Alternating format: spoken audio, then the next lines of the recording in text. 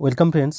এর আগের ভিডিওগুলোতে আমরা উদ্ভিদ হরমোন নিয়ে অক্সিন, জিববেরেলিন এবং সাইটোকাইনিন এই তিনটা হরমোন সম্পর্কে ডিটেলসে আলোচনা করে নিয়েছি।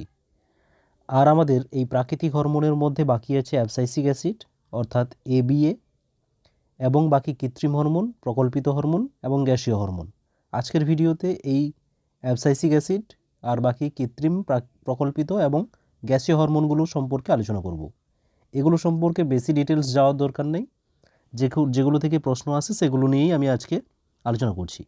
ওকে, তো দেখো, এর আগে আমরা অক্সিন, জিববেরেলিন এবং সাইটোকাইনিন সম্পর্কে আলোচনা করে নিয়েছি। আজকে এদের মধ্যে যে পার্থক্যটা রয়েছে সেটা একটু দেখে নেব।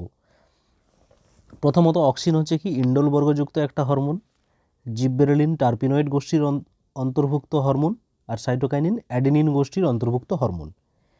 অক্সিন হলো একটা অ্যাসিডধর্মী, জিববেরেলিন অ্যাসিডধর্মী, সাইটোকাইনিন ক্ষারধর্মী।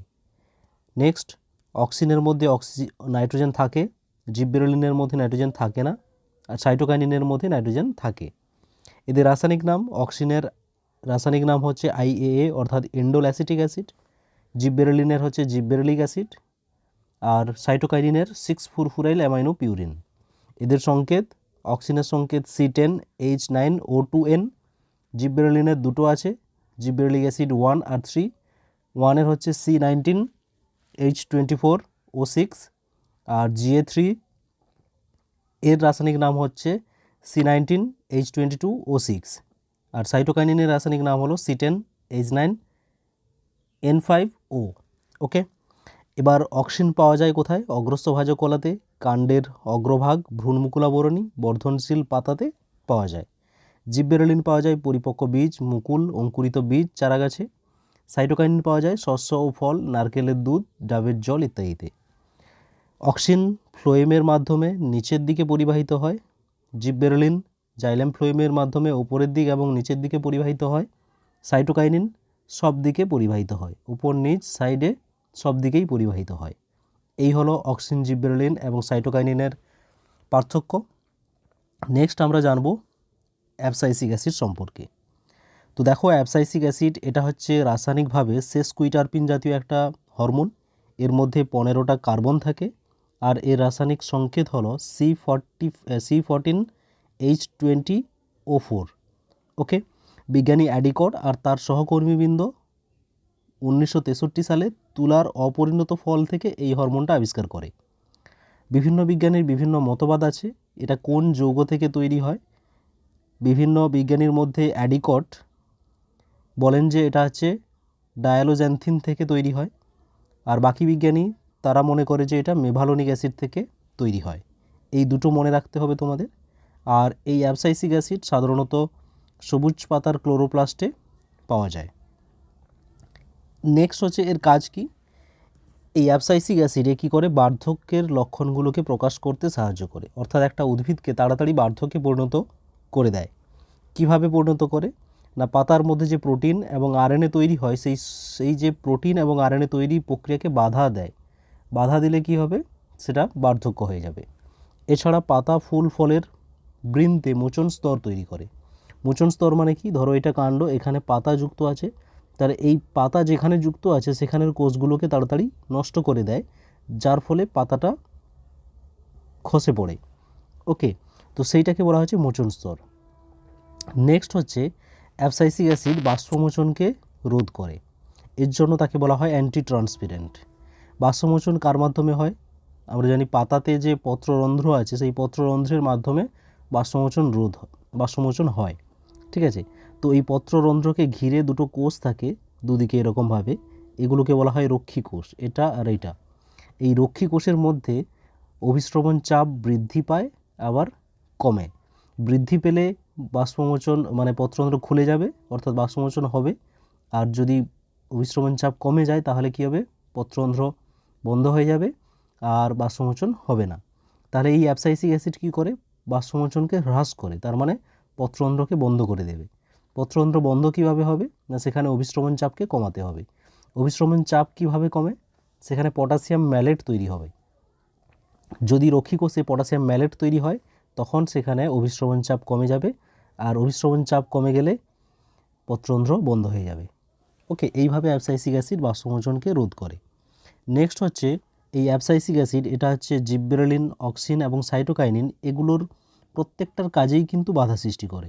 যেমন জিববেরেলিনের কাজ হলো অঙ্কুরোদ্গমে সাহায্য করা, তাহলে সেই অঙ্কুরোদ্গমে বাধা দেবে অ্যাবসাইসিক অ্যাসিড। অক্সিনের কাজ হচ্ছে মূলের বৃদ্ধি এবং কোষ বিভাজনে সাহায্য করা, তাহলে সেটাতেও বাধা দান করে অ্যাবসাইসিক অ্যাসিড। একই রকমভাবে সাইটোকাইনিনের কাজ হচ্ছে কোষ বিভাজনে সাহায্য করা, কিন্তু অ্যাবসাইসিক অ্যাসিড সেখানে কী করবে, বাধা দান করবে। ঠিক আছে, নেক্সট হচ্ছে পীড়ন বা হচ্ছে স্ট্রেস নিয়ন্ত্রণ।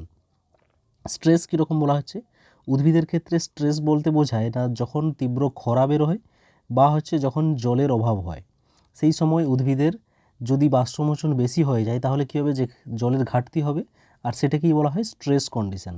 তো সেই স্ট্রেস কন্ডিশনকে কিভাবে মোকাবিলা করতে সাহায্য করে, এটা হচ্ছে অ্যাবসাইসিক অ্যাসিডের একটা ভালো কাজ, যেখানে সে গাছকে সাহায্য করছে স্ট্রেসকে মেনটেন করার জন্য। দেখো, স্ট্রেসের সময় কি হচ্ছে, জল বাইরে বেরিয়ে যাচ্ছে, তাহলে সেই জলটা যাতে বাইরে না বেরোয় তার জন্য সে কী করে, পত্রন্ধ্রকে বন্ধ করে দেয়। পত্রন্ধ্র বন্ধ হয়ে গেলে কি হবে, সে আর বাষ্পমোচন হবে না। তাহলে এই বাষ্পমোচন রোধের মাধ্যমে এই স্ট্রেসকে নিয়ন্ত্রণ করে, এর জন্য একে বলা হয় খরা সুবেদী হরমোন বা স্ট্রেস সহ্যকারী হরমোন। ওকে, নেক্সট হচ্ছে ইথিলিন। ইথিলিন হচ্ছে, এর সংকেত হচ্ছে C2H2, এটা হচ্ছে এক ধরনের গ্যাসীয় হরমোন। এটা ফলকে পাকাতে সাহায্য করে এবং গাছের বৃদ্ধিতে বাধা দান করে। ওকে, গাছকে বৃদ্ধি পেতে দিবে না। এটা কোথা থেকে তৈরি হয়, মিথিওনিন নামক একটা সালফার ঘটিত অ্যামাইনো অ্যাসিড থেকে তৈরি হয়, ইয়াং চক্রের মাধ্যমে, অর্থাৎ যে প্রসেসে তৈরি হয় সেটাকে বলা হচ্ছে ইয়াং চক্র। ওকে, নেক্সট হচ্ছে এটা কোথায় পাওয়া যায়, মূল, পাতা, ফুল, ফল, বীজ ইত্যাদিতে প্রাকৃতিকভাবে তৈরি হয়। এবার হচ্ছে ইথিলিনের কাজ সম্পর্কে যেটা ইম্পর্টেন্ট, সেটা হচ্ছে ট্রিপল রেসপন্স। ট্রিপল মানে কি, 3, তাহলে 3 রকমের রেসপন্স করে। কীরকম রেসপন্স, একটা হচ্ছে কাণ্ডের দৈর্ঘ্যকে হ্রাস করে, তারপর কাণ্ডকে স্ফীত করে, মানে কাণ্ডটাকে মোটা করবে। ঠিক আছে, কাণ্ডটাকে মোটা হতে সাহায্য করবে, আর অনুভূমিকভাবে বৃদ্ধি পেতে সাহায্য করবে। দৈর্ঘ্য তো বাড়াতে পারছে না, তারপরে বদলে কী হবে, অনুভূমিকভাবে, মানে মাটির সঙ্গে সমান্তরালভাবে বৃদ্ধি পেতে সাহায্য করে। এই 3টি ঘটনাকে একসঙ্গে বলা হয় ট্রিপল রেসপন্স। এটা হচ্ছে বিজ্ঞানী ক্রুকার এবং তার সহকর্মীবৃন্দ 1913 সালে ব্যাখ্যা করেন। নেক্সট হচ্ছে হুক গঠন। হুক কীভাবে তৈরি হয়, দেখো, যে অঙ্কুরটা তৈরি হয়, প্রথমে অঙ্কুরটা তৈরি হচ্ছে, তো সেই অঙ্কুরে যে ভ্রূণমুকুলটা আছে সেখানে অসম বৃদ্ধি হয়, মানে কখনো এদিকে কখনো এদিকে এরকম বৃদ্ধি হয়, এটা হুকের মতো গঠন তৈরি করে। এটা হচ্ছে ইথিলিনের কাজ। যত ইথিলিনের মাত্রা বেশি হবে হুকটা তত তার বক্রতাটা বাড়বে, আর যত কম হবে বক্রতাটা কম হবে। নেক্সট হচ্ছে ফলের পক্কতা, অর্থাৎ ফল পাকাতে সাহায্য করে। মনে রাখতে হবে ইথিলিন হচ্ছে ফল পাকাতে সাহায্য করে। দেখো, যেসব ফল পাকার আগে তাদের শ্বসন এবং CO2 এর নির্গমন হার বেড়ে যায় তাদেরকে বলা হয় ক্লাইমেক্টেরিক ফল। যেমন হচ্ছে কলা, আপেল, কমলালেবু ইত্যাদি, এগুলোকে বলা হচ্ছে ক্লাইমেক্টেরিক ফল। এখানে ইথিলিন প্রয়োগ করলে এগুলো দ্রুত পেকে যায়। নেক্সট হচ্ছে টমেটোর একটা ভ্যারাইটি আছে যেটা হচ্ছে কখনো পাকে না, তো সেখানে লক্ষ্য করা গেছে যে ইথিলিন প্রয়োগ করলে সেটা পেকে যায়। ওকে, নেক্সট হচ্ছে বীজের অঙ্কুরোদ্গম। জানো, বীজ যখন সুপ্ত অবস্থায় থাকে, অর্থাৎ বীজে যখন অঙ্কুরোদ্গম হয় না, সেই ক্ষেত্রে যদি আমরা ইথিলিন প্রয়োগ করি, জিববেরেলিন তো সাহায্য করে, এছাড়া ইথিলিনও যদি প্রয়োগ করা হয় তাহলে দেখা গেছে বার্লি এবং স্ট্রবেরি, আপেল এই সমস্ত বীজে অঙ্কুরোদ্গম হয়ে যায়। আর ইথিলিন হচ্ছে বার্ধক্য বৃদ্ধি পেতে সাহায্য করে, অর্থাৎ তাড়াতাড়ি বার্ধক্য আসতে সাহায্য করে। ওকে, এই হলো ইথিলিনের কাজ। নেক্সট হচ্ছে সংশ্লেষিত হরমোন বা কৃত্রিম হরমোন। এর সংজ্ঞা কী হবে, যে সমস্ত জৈব যৌগ কৃত্রিমভাবে রসায়নগারে, অর্থাৎ গবেষণাগারে তৈরি করা হয়, তারপর সেটা উদ্ভিদ দেহে বাইরে থেকে প্রয়োগ করতে হবে, দিলে উদ্ভিদের বৃদ্ধি, বিপাক, প্রজনন ইত্যাদি নিয়ন্ত্রণ করা যায়, তাকে বলা হয় সংশ্লেষিত বা কৃত্রিম হরমোন। এর উদাহরণ হবে IPA, অর্থাৎ হচ্ছে ইন্ডোল প্রোপিওনিক অ্যাসিড, এছাড়া আছে NAA, ন্যাপথলিন অ্যাসিটিক অ্যাসিড ইত্যাদি। নেক্সট হচ্ছে প্রকল্পিত হরমোন। প্রকল্পিত হরমোন কাকে বলা হয়েছে, এই হরমোনগুলো উদ্ভিদ দেহে প্রাকৃতিকভাবেই তৈরি হয়, কিন্তু তাদের আমরা কাজ জানি, কি কাজ করে, এবং তাদের আমরা উদ্ভিদ দেহে উপস্থিতি দেখতে পেয়েছি, কিন্তু তাদের গঠন এখনও ঠিকভাবে জানতে পারিনি, এবং কার্যপদ্ধতি অর্থাৎ কিভাবে কাজ করে সেটাও জানতে পারিনি। তো সেই সমস্ত হরমোনকে বলা হচ্ছে প্রকল্পিত হরমোন। যেমন হচ্ছে ফ্লোরিজেন, ভার্নালিন ইত্যাদি। দেখো, ফ্লোরিজেন কি কাজ করে, ফুল ফোটাতে সাহায্য করে। ফ্লোরি অর্থাৎ ফ্লাওয়ার থেকে এসছে, ফুল ফোটাতে সাহায্য করে।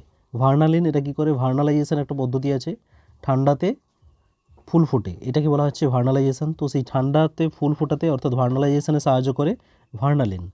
একই রকমভাবে আছে রাইজোক্যালিন। রাইজো মানে হচ্ছে মূলের সঙ্গে সম্পর্কিত, তাহলে মূল উৎপত্তিতে সাহায্য করবে। ফাইলো হচ্ছে পাতার সঙ্গে সম্পর্কিত, তাহলে পাতা উৎপাদনে সাহায্য করবে। আর হচ্ছে কৌলোক্যালিন, কৌলো কথাটা হচ্ছে কাণ্ডের সঙ্গে সম্পর্কিত, তাহলে কাণ্ড উৎপাদনে সাহায্য করে। ওকে, তো এই হচ্ছে উদ্ভিদ হরমোন সম্পর্কে মোটামুটি আলোচনা কমপ্লিট হলো। আর আজকে তোমাদের হোমওয়ার্কের জন্য দুটো প্রশ্ন আছে। একটা হচ্ছে ট্রিপল রেসপন্সের জন্য দায়ী হরমোনের নাম কি, আর সেকেন্ড কোয়েশ্চেন অ্যান্টি ট্রান্সপিরেন্ট কোন হরমোনকে বলা হয়। এই দুটো তোমরা অবশ্যই কমেন্টে জানাবে, আর সঠিক উত্তর থাকবে কমেন্টেই, দেখে নিবে সেখান থেকে। ওকে, নেক্সট আমরা আলোচনা করব প্রাণী হরমোন নিয়ে। ততক্ষণ ভালো থেকো, পড়তে থাকো, অল দ্য বেস্ট।